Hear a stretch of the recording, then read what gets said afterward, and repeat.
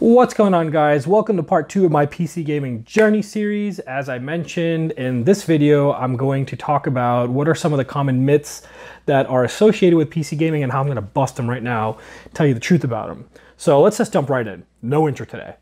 So number one, oh, if you're in PC gaming, you're going to have to play around with a lot of settings and a lot of this and a lot of that. Okay, guys, let me just get rid of that because that's one of the ones that I hate the most. So number one, that's not a con. I don't see how anybody can look at the ability to go in a settings menu in a game, being able to change the graphics quality, the resolution quality, and all the different little knickknacks to really get the experience that you like. How could you even see that as a con? I don't see it as a con. You can put a game, download it, not even touch the settings, and play it. It's not like every time you load the game, you have to go in the settings.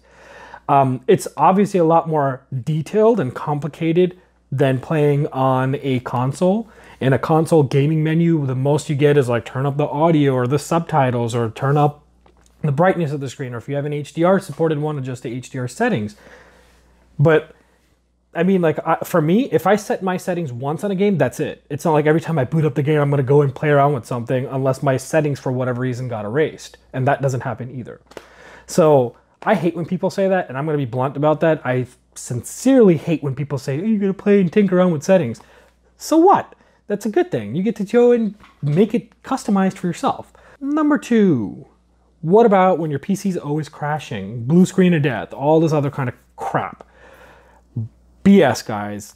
Big amount of BS. I think since October 2017, since I built my PC, and I've used it strictly for gaming and like browsing and other multimedia stuff for editing these videos and all that kind of stuff, I haven't had my PC crash even once. Not even once, okay? Unless you're doing something completely ridiculous on your PC while you're gaming, like you're downloading stuff in the back, you have like editing software open, and you're putting a huge load among your CPU and you're using up all the RAM that's available in your system, you're not going to experience a game crash. It's not as common as you think. Now, if you're one of those people visiting websites that you shouldn't be visiting and downloading stuff that you shouldn't be downloading, you know, like cracked versions of games and pirated stuff or whatever, like I can't even give you specific examples, but stuff like that have bugs in it, or you're opening files from your emails that you shouldn't be opening, yeah, it's something that can infect your PC and cause issues for whatever. But you know what? At least you can always go back and restore Windows. You can always go back and fix it. You can always go back and reinstall a game. It's not the end of the world. It might cost you a little bit of time if something like that happens, but is that really something that's going to deter you from having a world of a difference of a gaming experience on a PC versus a console? Not to me, it isn't. So I think that's, you know, one other myth that is just horrible. Myth number three, oh, I can't use my controllers on my PC and I don't know how to play on a keyboard and mouse. All right, guys, I think this is going to be really short. Yes, you can use any kind of gamepad controller that you want on PC, and it's not a problem. It's not going to be hard at all to use. Plug it in and use it. There's always games out there that have profiles built, and nowadays, most games come standard with support for controllers, and even for like the PS4 controller or the Xbox One controller, they're actually, when you play the game, it'll say ABXY or, you know, left trigger, right trigger, or L3, R3, any of that kind of stuff that you see on your console controllers, you'll see that on your PC controller, or the control when you use in your PC settings as well. So out of here with that one. All PC people are extremely mean and are PC master race and they think so highly of themselves, blah, blah, blah, blah, blah. Another load of crap. Okay, I can guarantee you that more than half of the people that come and troll in the comment section about PC master race are probably not even PC players. That's not true. I'm not one of those people that's like snobby just because I have a PC or anything like that for that matter. So another thing that really annoys me, what people say is that, oh, playing online is nothing but playing with hackers and modders and stuff like that. Guys, that's a load of crap, okay? You will occasionally get a lobby where it's hacked or something like that, you know, where there's someone playing with a mod. Go on PS3 or the Xbox 360, boot up a copy of Modern Warfare 2 or 3, and if you can find one lobby without hackers in it, please comment in the section below. And I'm saying that very seriously because my point to prove to you is that there's hackers and modders on every platform. Maybe not as widespread on the PS4, the Xbox One right now, and it might be a little bit more on PC, but There's tons of more players on PC. There's tons of more games, tons more lobbies.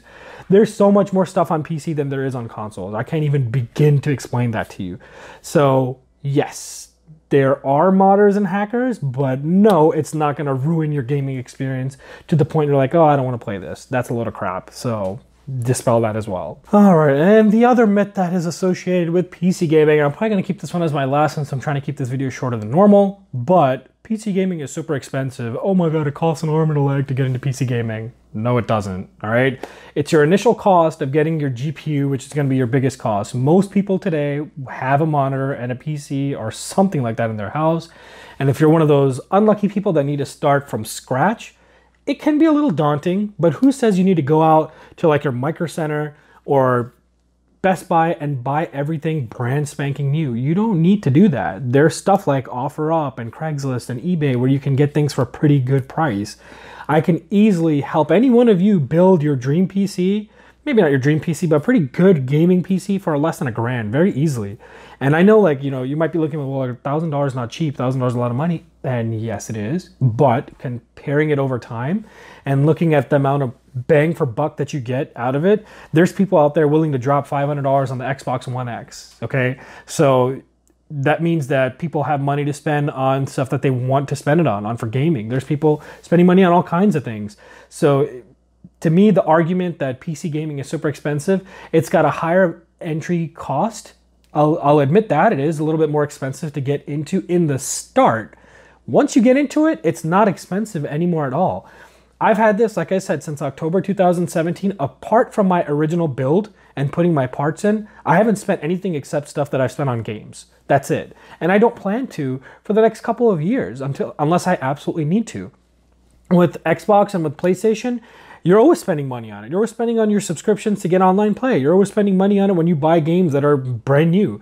You can always get those things cheaper now. You might argue, well, you're going to buy games on both consoles or both platforms, so that's kind of negative or like negates each other out. But no, that's not really true, because on PC, the games are cheaper. It just is what it is. Maybe the first week of launch when you get like a AAA title, like let's say Assassin's Creed comes out across all 3 platforms, it might be priced the same on all 3, but I guarantee you, you can find a website online that might be a few bucks cheaper or whatever, and in the long run, it adds up. You might not think that, you know, $50 versus $60 is a huge saving or worth considering, but if you're one of those people that buys a bunch of games in a year, it starts to add up. I was one of those people that used to buy a new console game maybe like every 2 weeks or something, and I've saved a ton of money by not doing that anymore and buying stuff on PC or just demoing stuff on PC. It just gives you so much more of an option to play some of the older games and titles that you already own. So it's a stupid argument at best. Like, oh my God, it's so expensive. So just stop. Just stop. It's not. It's originally a little bit expensive, but once you get into it, you will save money. So if that's one of the other things, you know, kind of tying back to my first video of why I jumped into it, my part was trying to save money, making a smarter investment. Your return on investment for this, of course, it's not like an actual investment, but when I say investment, I mean your investment of your time, your happiness, your pleasure. The return on it by getting a PC is a lot better than if you're going to do it just on console. And I think that's pretty much all the myths that I want to bust today about PC gaming. But folks, that brings me to the end of part 2 of this series. Stay tuned for part 3 in the future. It should be coming out pretty soon. However, until then, if you are new to this channel, consider subscribing. I always make videos where I'm talking about consoles or tech reviews and all kinds of good stuff. So do consider subscribing if you like my content. If not, too bad. And if you like this video, if it's helpful for you, go ahead and leave a thumbs up. All my PC Master Race people and all my console gamers who heard some of the things that I mentioned, if you relate to that and you've heard it before, and I hope this actually helped you, again, just leave a thumbs up. If not, go ahead and thumbs down it and comment. I'll see you all in the comment section, and until then, I will see you guys on part 3 of this series. So have a good one, guys.